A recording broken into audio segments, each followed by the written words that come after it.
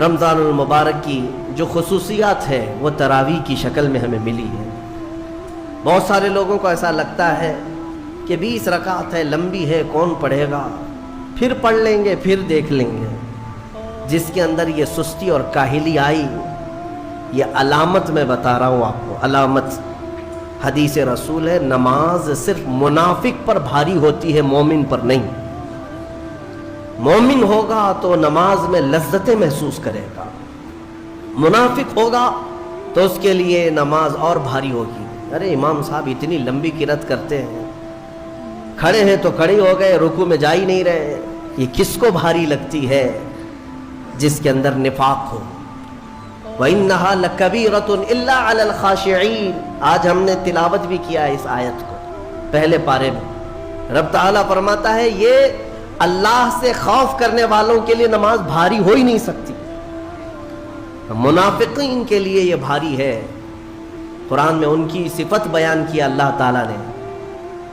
منافقین جب نماز کے لیے کھڑے بھی ہوتے ہیں، یراؤن الناس، لوگوں کو دکھانے کے لیے کھڑے ہوتے ہیں، اور لوگوں کو دکھانے کے لیے کھڑے ہوتے ہیں، ان کا ایمان نہیں ہوتا کہ اس نماز سے کچھ ملے گا۔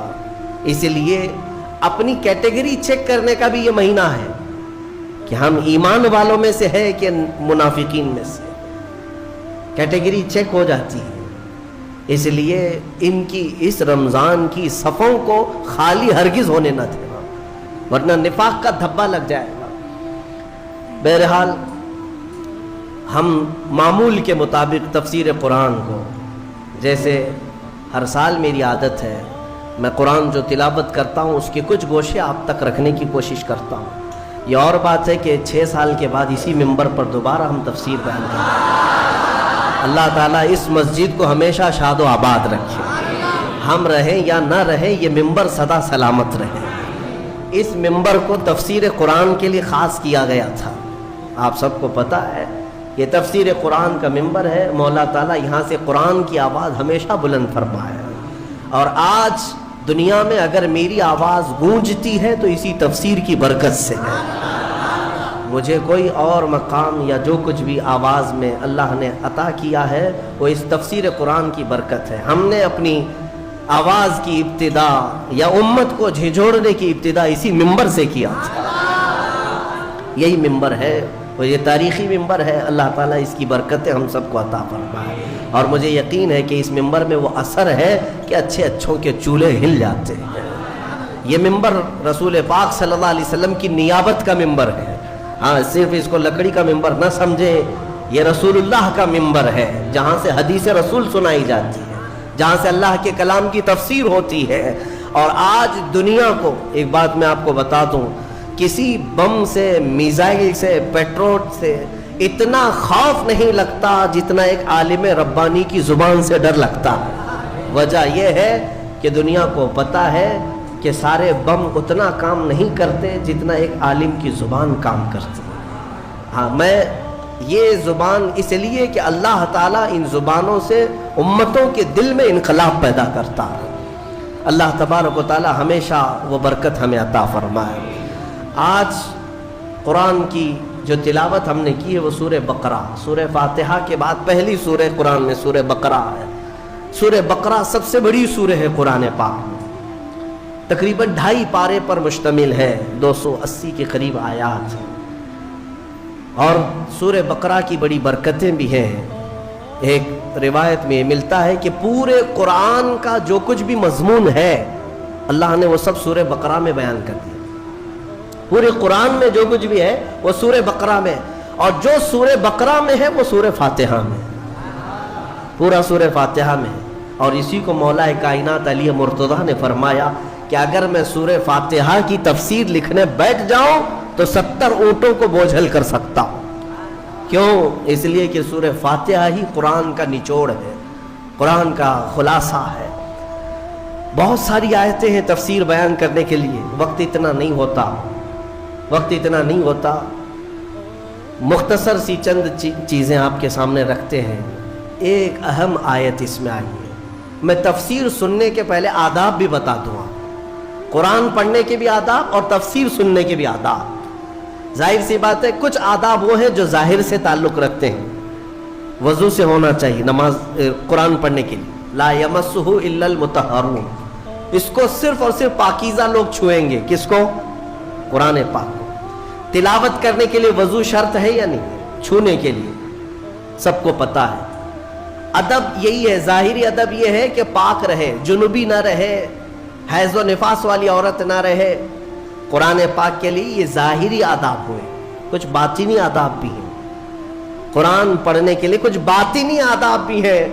تم 10 بار نہا لو، 10 بار وضو کر لو، قرآن کو ظاہری آداب کے اعتبار سے چھو تو سکتے ہو. باطنی آداب میں سب سے پہلی شرط یہ ہے قرآن پڑھنا ہو یا سننا ہو تو عشق مصطفیٰ ہونا چاہیے. ہاں، بغیر حب مصطفیٰ کے اگر قرآن پڑھے گا تو پھر گمراہی کی طرف بھی جا سکتا ہے. قرآن تو قرآن ہے. حدیث رسول کے بارے میں کہا گیا بخاری شریف کے بارے میں کہ بے عشق مصطفیٰ پڑھتے ہیں جو بخاری. سنا ہے نا آپ نے؟ بے عشق مصطفیٰ جو پڑھتے ہیں بخاری. آتا ہے بخار، ان کو آتی نہیں بخاری. بخار آ جائے گا لیکن بخاری نہیں آئی. جب بخاری کے لیے عشق مصطفیٰ ضروری ہے تو پھر قرآن کے لیے کتنا ہے. اس لیے سب سے پہلی چیز میں آپ کو یہ بتا دوں، قرآن پڑھنا ہے یا سننا ہے، عشق مصطفیٰ شرط ہے. شرط ہے. محمد کی محبت دین حق کی شرط اول ہے. اسی میں ہو اگر خامی تو سب کچھ نامکمل ہے. قرآن کی ایک آیت سنا ہوگا نا آپ نے، لقد جاءکم من اللہ نور، قد جاءکم من اللہ نور و کتاب مبین. مشہور آیت ہے. اللہ فرماتا ہے بے شک اللہ کی طرف سے ایک روشن کتاب، قد جاءکم من اللہ نور و کتاب مبین. بے شک اللہ کی طرف سے ایک نور آیا اور ایک روشن کتاب. ایک نور آیا اور ایک روشن کتاب. توجہ چاہتا ہوں، کیا چیزیں آئی اللہ کی طرف سے؟ ایک نور آیا اور ایک روشن کتاب. نور کون ہے سنیوں کو سمجھانے کی ضرورت نہیں. دوسرے لوگ تعویل کرتے ہیں نور سے مراد وہ ہے، نور سے مراد یہ ہے. ہم تو کہتے ہیں صبح طیبہ میں بٹتا باڑا، صدقہ لینے نور کا آیا ہے تارا. ارے ہمارا مزاج تو یہ ہے، بریلی کے امام نے ہمیں یہ سمجھایا ہے، وہی تو جوبن ٹپک رہا ہے، وہی تو جوبن ٹپک رہا ہے، وہی تو اب تک چھلک رہا ہے. نہانے میں جو گرا تھا پانی کٹورے تاروں نے بھر لیے تھے. یعنی یہ ستاروں کی جو چمک ہے نا، تم کیا سمجھتے ہو؟ سائنٹیفک اعتبار سے کہتے ہیں کہ سورج کی روشنی کھینچ کر رات کو تارے چمکتے ہیں. ہم نے سوال کیا پھر سورج کس کی روشنی کھینچتا ہے؟ سورج کس کی روشنی کھینچتا ہے؟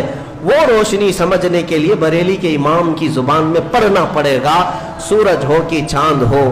اعلیٰ حضرت فرماتے ہیں کہ اتار کر ان کے رخ کا صدقہ، اتار کر ان کے رخ کا صدقہ، وہ بٹ رہا تھا نور کا باڑا.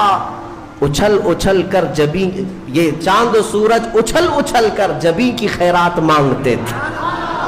معراج کی شب میں چاند سورج اچھل اچھل کر جبی کی خیرات مانگتے تھے کہ اللہ یہ تیرے حبیب کا جو اترن ہے نہانے میں جو گرا ہے اور پیشانی مبارکہ سے جو پانی ٹپکا ہے، چاند کہتا ہے وہ میری جھولی میں دے دیا جائے اور سورج کہتا ہے میری جھولی میں دے دیا جائے.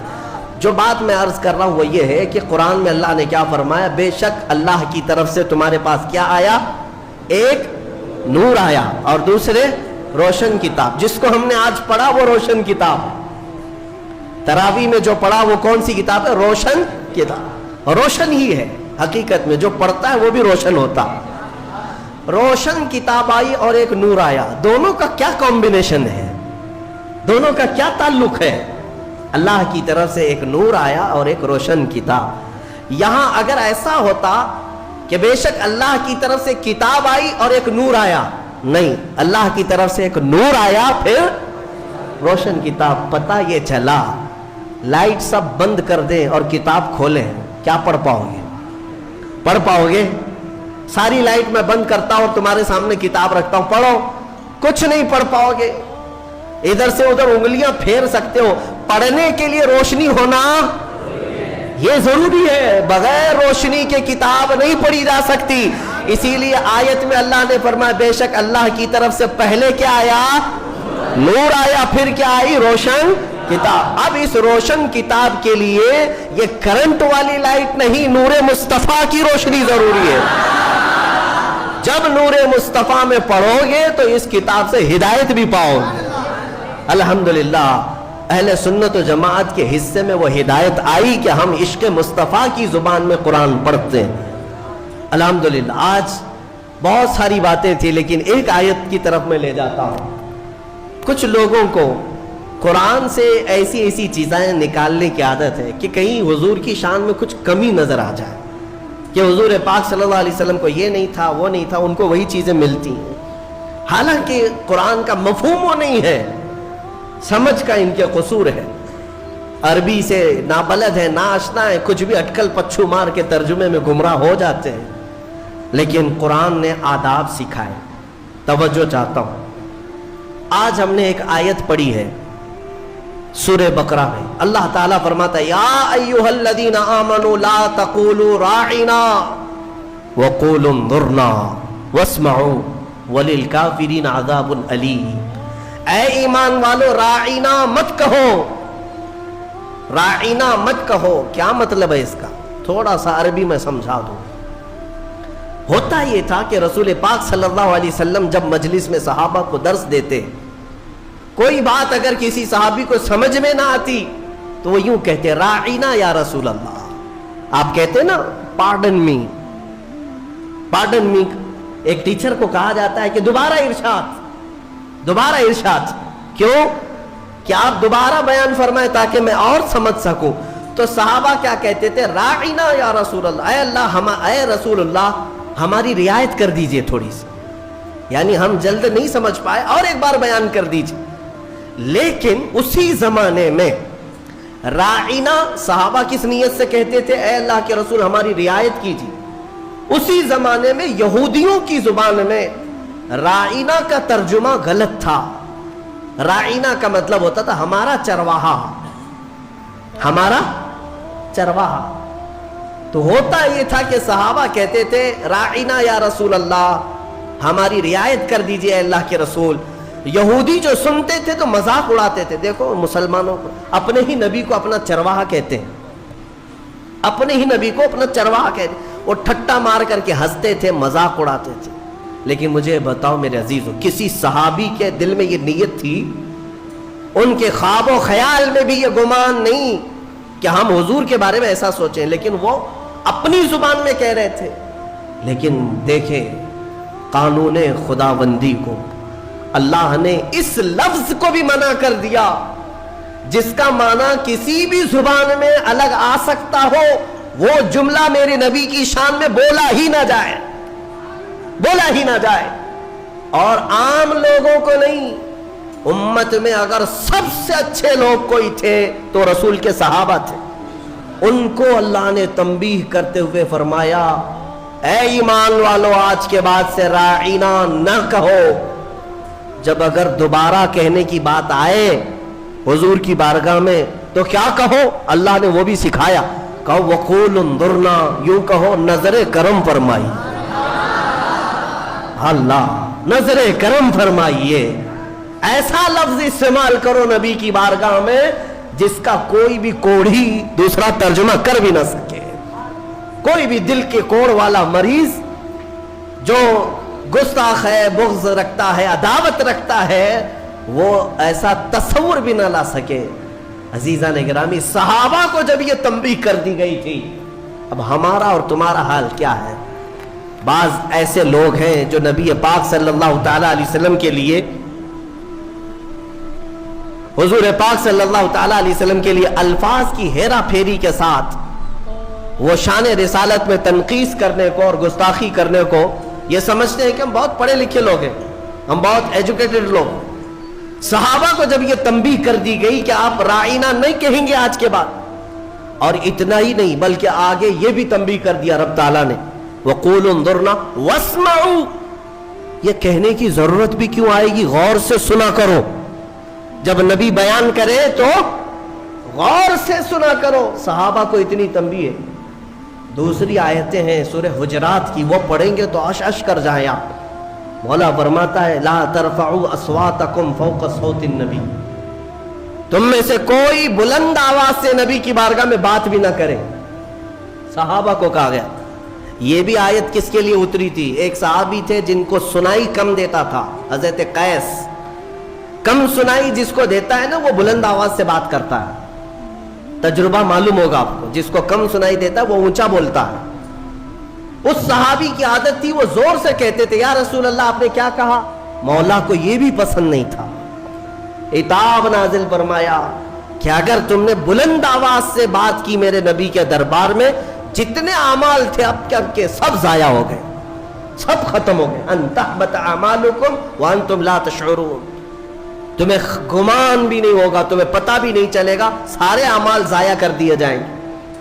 और एक अदब मैं बताऊं, मेरे घर में अगर मैं आराम कर रहा हूं, आप आएंगे बुलाने के लिए, क्या करेंगे? घर के बाहर से बेल होगी, बजाएंगे, दरवाजे को दस्तक देंगे, या मेरे नाम से पुकारेंगे, है क्या अंदर, सो रहे हैं, क्या कर रहे हैं, पुकारेंगे ना। यही तो है, तरीके यही है पुकारने के। लेकिन बारगाह रसूल के आदाब भी कुरान में आए हैं।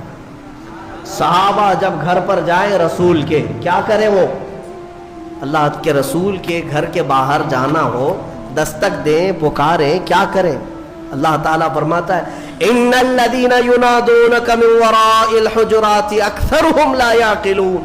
अल्लाह रब फरमाता है वो लोग बेशक जो नबी के हुजरे के बाहर खड़े होकर के नबी को पुकारते हैं, उनमें से अक्सर लोग अकल वाले नहीं हैं। जो पुकारते हैं उसमें अक्सर लोग अकल वाले नहीं हैं। अरे अंदर वाले को बुलाने के लिए क्या कहना पड़ेगा, क्या कहना पड़ेगा? पुकारना तो ही है। लेकिन मौला फरमा रहा है वो अकल वाले लोग नहीं है जो हुजरे के बाहर खड़े होकर के हुजूर को पुकार रहे हैं। तो फिर क्या है? कुरान सिखाता है वलो अन्नहुम सबरू हत्ता तखरुज इलैहिम लकाना खैरल लहुम। रब फरमाता है अदब ये है, लोगों को चाहिए कि वो दरवाजे के बाहर जाकर खामोश खड़े रहे, मेरा रसूल खुद बाहर आए। अरे नादानो पूछो, रसूल दरवाजे बंद अंदर बैठकर बाहर कौन खड़ा है कैसे जानते हैं? यही अकीदा बरेली के इमाम ने हमें दिया। और कोई गैब क्या तुमसे नेहा हो भला, जब न खुदा ही छुपा। रसूल पाक को खबर तो है कि दरवाजे के बाहर कौन खड़ा है, इसीलिए कुरान कह रहा है जाओ तो हाथ बांधकर खड़े रहो, बस मेरा रसूल खुद ही बाहर आएगा। पुकारने के लिए हम और आप हैं, हम मुझे पुकारो, हो सकता है मुझे पता ही नहीं बाहर कौन है, लेकिन रसूल के लिए नहीं। एक सहाबी आए, वो दुआ कराने के लिए आए थे, घर से गरीब थे, तंगदस्त थे, उनके माँ बाप का इंतकाल हो गया था। ये सोच करके घर से निकले आज मेरे वालिदैन की मगफिरत की दुआ कराऊंगा और मेरी गरीबी दूर हो जाए, तंगदस्ती दूर हो जाए, इसके लिए हुजूर से सिफारिश करूंगा। आए लेकिन देखा मजमा ऐसा हुजूर को समेटे बैठा है, बड़े बड़े सहाबा सामने, इनको जाने की हिम्मत नहीं हुई, दूर बैठे रह गए। असर से मगरिब तक इंतजार किया, मौका नहीं मिला। मगरिब की अजान हुई, नमाज के लिए मेरे आका तशरीफ लाए। नमाज के बाद फिर हुजूर बैठे, लेकिन बड़े बड़े सहाबा ने घेर लिया। ये गरीब साहबी थे, दूर खड़े रह गए, कहां फलान फलान करके जाऊंगा, पीछे खड़े रहे। इशा की अजान हो गई, इशा तक मौका नहीं मिला। इशा की नमाज पीछे पड़े और इशा के बाद मेरे आका सल्लल्लाहु अलैहि वसल्लम सीधे अपने घर में जाते थे, अब बैठक नहीं होती थी। अब इशा की नमाज के बाद हुजूर अपने हुजरे की तरफ निकले। ये साहबी कहते हैं मैंने सोचा मौका तो आज दिन भर नहीं मिला, हाथ बांधे पीछे पीछे चलते रहे। हुजूर अपने दरवाजे पर पहुंच गए और पीछे मुड़कर कहते हैं जा अल्लाह तेरी गरीबी दूर करे, तेरे माँ बाप की मगफिरत करे। किसने कहा मेरे नबी से, किसने कहा? मेरे अजीजों, इसीलिए तो हमारा अकीदा ये है कि वो दिलों की भी सुनते हैं, उसकी भी सुनते हैं जिसे बोलना नहीं आता। वो लकड़ियों की जब सुनते हैं, हिरन की जब सुनते हैं, तो उम्मतियों की क्यों नहीं सुनेंगे? हम यहाँ से पुकारे, वो वहां से सुने। मुस्तफा की समाअत पे दूरों नजदीक के सुनने वाले वो कान, काने लाले करामत पे। इसीलिए सुन्नियों मैं कहता हूं कि तफसीर भी सुनना हो तो इश्क मुस्तफ़ा के साथ सुनो। मजा ही कुछ और है कि अपने नबी को छोड़कर महफिल कौन सी होती है। رسول جس محفل میں نہ ہو تو محفل کہاں ہے؟ اسے محفل نہیں کہا جاتا. بلے شاہ میاں رحمت اللہ علیہ بڑے صوفی بزرگ ہیں، وہ کہتے ہیں جس دل میں حضور کی یاد نہ ہو اس دل میں کتے بستے ہیں، کتے ہوتے ہیں، جانور بستے ہیں. حقیقت ہے دل اسی کو کہتے ہیں جس میں حضور کی یاد آئے. دل ہے وہ دل جو تیری یاد سے معمور رہا، سر ہے وہ سر جو تیرے نام پہ قربان ہے. ہاں، دل اور سر وہی ہے جو حضور کے لیے ہو. حضور کے لیے نہ ہو تو پھر یہ کدو کا ایک ٹکڑا ہے اور دل جو ہے سینے کے اندر وہ گوشت کا ایک چھتڑا ہے اور کچھ نہیں. ہاں بس ان کی حیثیت اتنی ہے، دونوں کندھوں کے بیچ میں ایک کدو کا ٹکڑا ہے اور سینے کے اندر گوشت کا ایک چھتڑا ہے. اسے دل مت کہنا اور اسے سر مت کہنا. دل کہنے کے لیے ضرورت اس بات کی ہے کہ دیکھو پہلے اس میں حب مصطفیٰ ہے یا نہیں. سر کہنے کے لیے ہر ایک کو سر مت کہنا، بلکہ اعلیٰ حضرت فرماتے سر صرف وہی ہے جو ان کے قدموں پہ قربان ہونے کو تیار ہے، وہی سر ہے. بہرحال آج کی اس تفسیر میں ہم نے بارگاہ رسول کا ادب پڑھا ہے. اسی لیے اے میرے عزیزوں، حضور پاک صلی اللہ تعالی علیہ وسلم کو چھوڑ کر دنیا کا کوئی علم نہیں ہے، کوئی علم نہیں. واللہ اعلیٰ حضرت فرماتے ہیں ذکر خدا بھی جو ہے اللہ کا ذکر کرنے کے لیے جب بھی کھڑے ہوں گے اگر اس میں مصطفیٰ کا ذکر نہیں آیا تو اسے ذکر خدا کہا ہی نہیں جائے گا. ذکر خدا ہے ہی نہیں ہو. ذکر خدا جو ان سے جدا چاہو نجدیو، واللہ ذکر حق نہیں کنجی سقر کی ہے. فرماتے ہیں یہ جہنم کی چابی ہے. حضور کا ذکر چھوڑ کر کے اگر تم کہتے ہو بخدا خدا کا یہی ہے در، نہیں اور کوئی مفر مقر. اس کو میں سمجھاؤں آپ کو. اعلیٰ حضرت فرماتے ہیں مفر کا مطلب ہوتا ہے بھاگنے کی جگہ اور مقر کہتے ہیں ٹھہرنے کی جگہ. حضور کو اگر چھوڑو گے تو نہ بھاگنے کی جگہ ہے نہ ٹھہرنے کی جگہ ہے. ہبلی میں نہیں، پوری دنیا میں. ہاں، نہ بھاگنے کی جگہ ملے گی نہ ٹھہرنے کی جگہ ملے گی حضور کو اگر چھوڑو گے. اگر کوئی یہ سمجھتا ہے نا ہمارے پاس جگہ ہے ہمارے پاس کس کے، ہاں پی ایم کے چرنوں میں ہے، سی ایم کے چرنوں میں ہے ہمارے پاس جگہ، تو جتنے دن راج کرنا ہو 4 دن کی چاندنی ہے. پھر دیکھنا ایک وقت آئے گا جب تمہاری روح قبض ہوگی، سامنا میرے مصطفیٰ کا کرنا ہوگا اور پھر ملائکہ تمہیں بتائیں گے اور قیامت کا دن تو یہ حساب کا ہوگا. دیکھنی ہے حشر میں عزت رسول اللہ، وہاں کسی کی نہیں چلنے والی، کسی کی نہیں ہے. خلیل اللہ کو بھی حاجت رسول اللہ.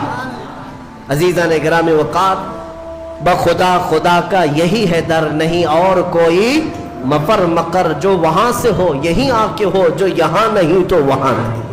تفسیر قرآن کے لیے بھی حضور پاک صلی اللہ تعالی علیہ وسلم کی محبت شرط ہے، شرط ہے. حضور کو چھوڑ کر ایک ابھی سوشل میڈیا میں گمراہی پھیلانے والے کئی ایسے موسمی کیڑے آتے رہتے ہیں، اور آج مجھے جوانوں کو بتانا اس لیے بھی ضروری ہے کہ یہ اپنا آدھا دین جو ہے سوشل میڈیا پر ہی سمجھ بیٹھے ہیں. ہاں، ان کا سب سے بڑا استاد تو علامہ گوگل ہے. مولانا گوگل سے پوچھیں گے، نام بھی اسی سے پوچھیں گے، مسئلے بھی اسی سے پوچھیں گے اور گوگل صاحب سب بتا دیتے ہیں. تو جس کا استاد گوگل ہے وہ سنے. ہر چیز اس میں جو آ جاتی ہے وہ صحیح نہیں ہوتی. ہاں، شہد دکھائے زہر پلائے، قاتل ڈائن شوہر کش، اس مردار پہ کیا للچانا دنیا دیکھی بھالی. اعلیٰ حضرت نے اس کی بہت پہلے تشریح کر دی تھی. یہ وہ دنیا ہے جو تمہیں شہد دکھاتی اور زہر پلاتی ہے. کچھ لوگ ایسے آئے ہوئے ہیں اس میں. ایک شخص آیا، وہ کہتا ہے کہ صرف قرآن، اس میں کسی حدیث کی ضرورت نہیں، حدیث لینا ہی نہیں ہے، نہ بخاری نہ مسلم نہ ترمذی نہ ابو داؤد نہ نسائی نہ ابن ماجہ نہ مشکات، کوئی حدیث نہیں چاہیے، قرآن ہی چاہیے، صرف قرآن سے. ہمیں یہ خبر ملی، کچھ نوجوان اس میں بہکتے چلے گئے. ہاں، قرآن ہی تو سب کچھ ہے اس کے اندر.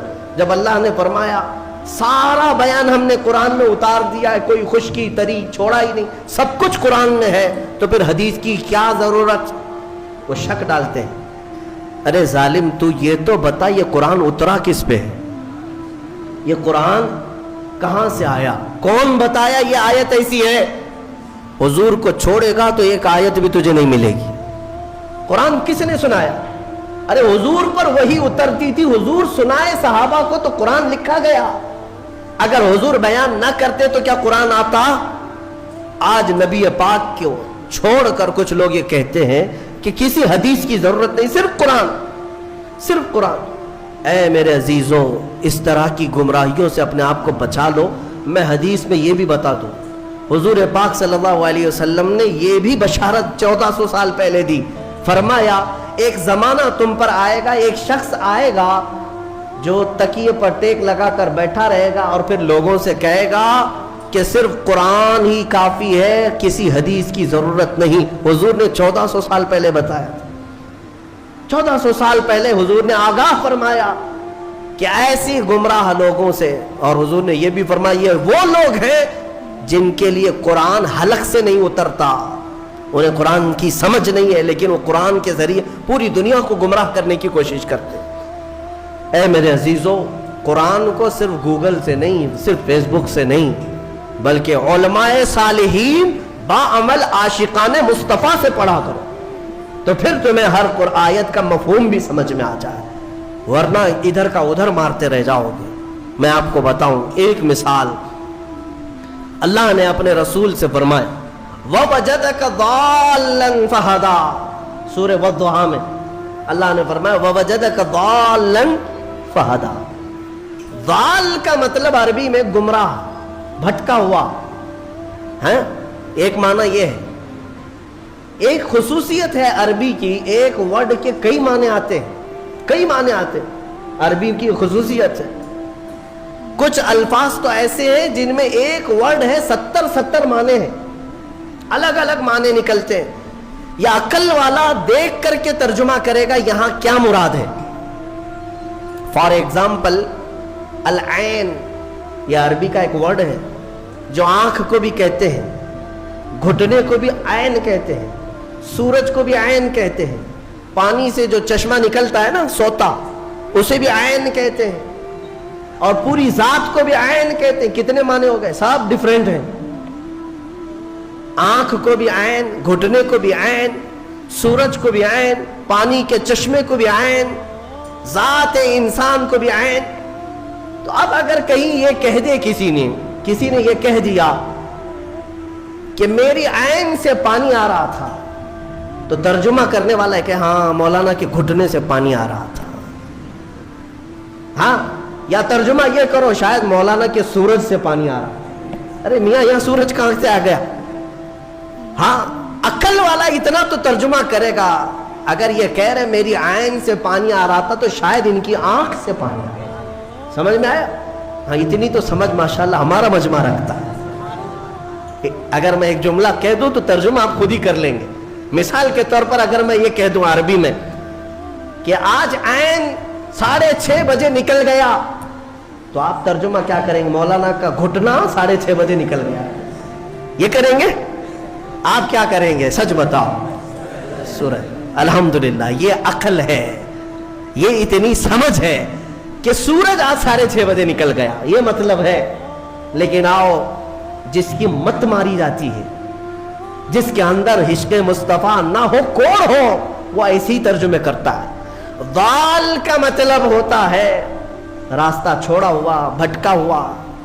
लेकिन कुछ अच्छे माने भी आते हैं उसके, कुछ अच्छे माने भी आते हैं। लेकिन अच्छे मक्खी को कहां नजर आते हैं?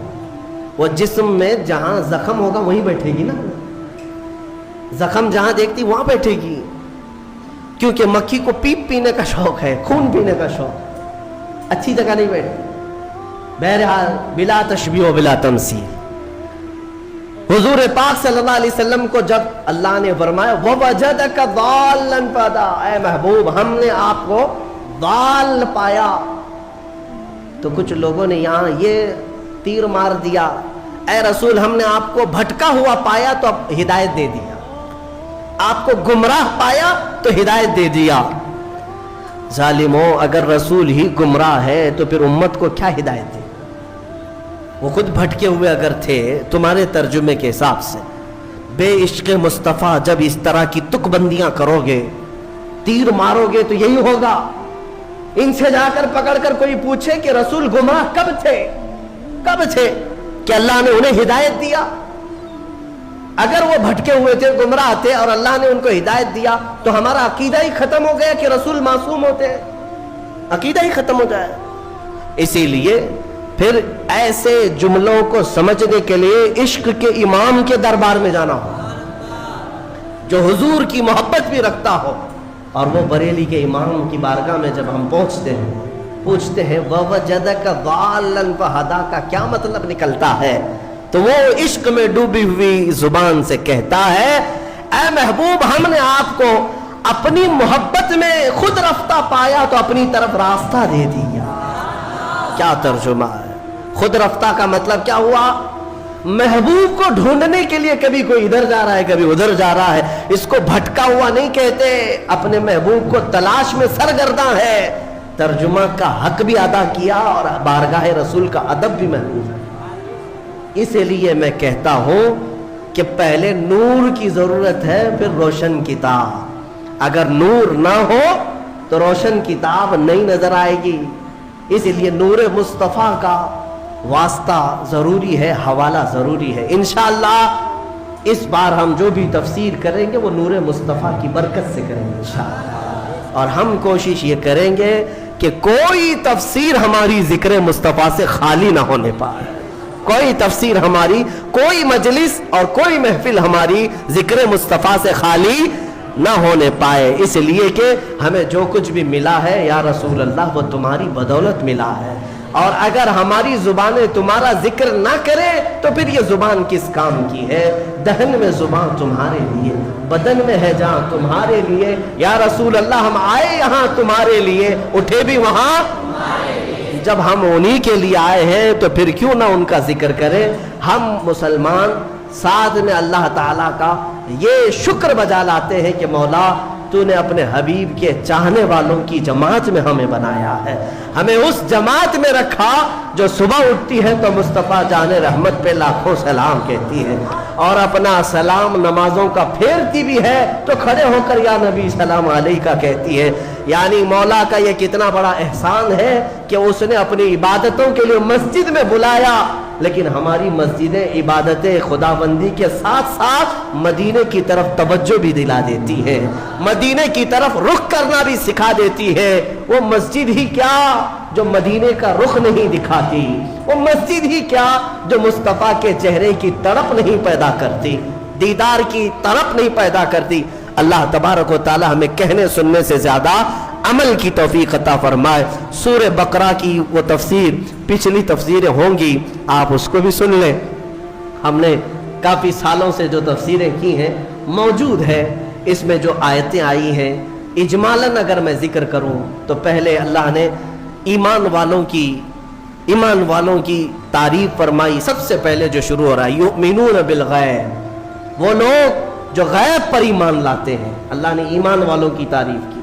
उसके बाद काफिरों की मजम्मत की कि कुछ काफिर ऐसे हैं जिनके दिलों पर अल्लाह ने मोहर लगा दी, उन्हें कुछ अब समझ में नहीं आएगा। खतम अल्लाहु अला कुलूबिहिम व अला समइहिम व अला अबसारिहिम गिशावा, उनके दिलों पर मोहर लगा दी गई, उनकी आंखों पर पर्दा पड़ा है, उनके कानों को कुछ नहीं सुनाई देगा। क्या? हक बात नहीं नजर आएगी, हक बात नहीं सुनाई देगी, हक बात समझने की ताकत नहीं होगी। आज बहुत सारे ऐसे हैं जो इस्लाम की हक्कानियत को आंखों के सामने देख रहे हैं, मगर ये अबू जहल की औलाद मानने को तैयार नहीं मानेगी वो। हाँ, इनके दिलों पर अल्लाह ने मोहर लगा रखी है। ये दुश्मनी में इस कदर आगे बढ़ेंगे, इनको नमाज से चिढ़ है, अजान से चिढ़ है, कुरान से चिढ़ है, बुरके से चिढ़ है, टोपी से चिढ़ है, दाढ़ी से चिढ़ है। क्यों चिढ़ है? दिल पर जो मोहर लगी हुई है, दिल पर जो मोहर लगी हुई है। इनका काम क्या है? इनको क्या करोगे आप? बाज लोग अभी ये सोचते हैं, हमें भी कहते हैं कि मौलाना हो सकता है कुछ तकरीरों से वो पलट जाएं, जिनको अल्लाह ने मोहर लगा के रखा हम क्या पलटें उससे। अल्लाह ने अपने रसूल से कहा इन्नका ला तुस्मिउल मौता, ऐ रसूल इन मुर्दों को आप सुना नहीं सकेंगे। उनको अल्लाह ने मुर्दा फरमाया।